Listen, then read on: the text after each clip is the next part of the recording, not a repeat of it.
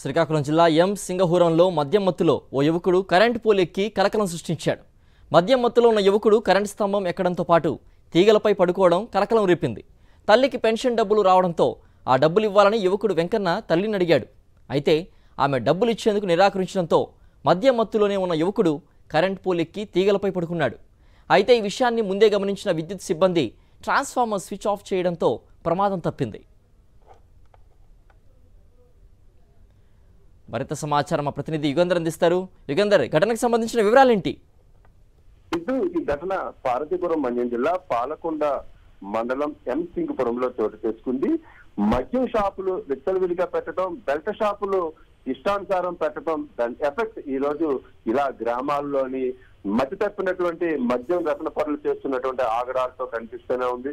అసలే new year celebrations నడుస్తున్నటువంటి నేపథ్యంలో మద్యం ఇష్టానుసారంగా డంప్ చేశారు గ్రామాల్లో సైతం. దీని ఫలితమే ఈ రోజున ఈ మద్యం మత్తులో యువకుడు ఎం సింగపురంలోని కరెంటు పోల్ ఎక్కి దానిపైన పడుకున్నటువంటి పరిస్థితి అయితే కనిపిస్తోంది.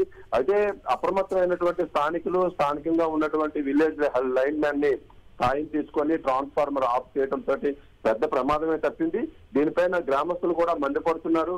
గ్రామంలోని ఇష్టానుసారం బెల్ట్ షాపులు ఏర్పాటు చేయడం వల్ల అందుబాటులోకి మద్యం రావడం వల్ల మోతాదుకి మించి మద్యం తాగుతున్నందునే ఇట్లాంటి ఘటనలు చోటు చేసుకుంటున్నాయి. చాలా పెద్ద ప్రమాదకరంగా మారింది అని ఎవరైతే మద్యం మందు బాబులు ఉన్నారో వాళ్ళ ఆగడాలు భరించలేకపోతున్నాం అనేటువంటి అసంతృప్తి కూడా ఆ సింగపురం గ్రామంలో వ్యక్తం చేస్తున్నటువంటి పరిస్థితి. కొద్దిసేపటి తర్వాత గ్రామస్తులందరూ కలిపి నిచ్చెనలు వేసి ఆ మద్యం మత్తులోని కరెంటు పోల్ ఎక్కినటువంటి వ్యక్తిని దించడం కూడా జరిగింది. ఓకే యుగంధర్.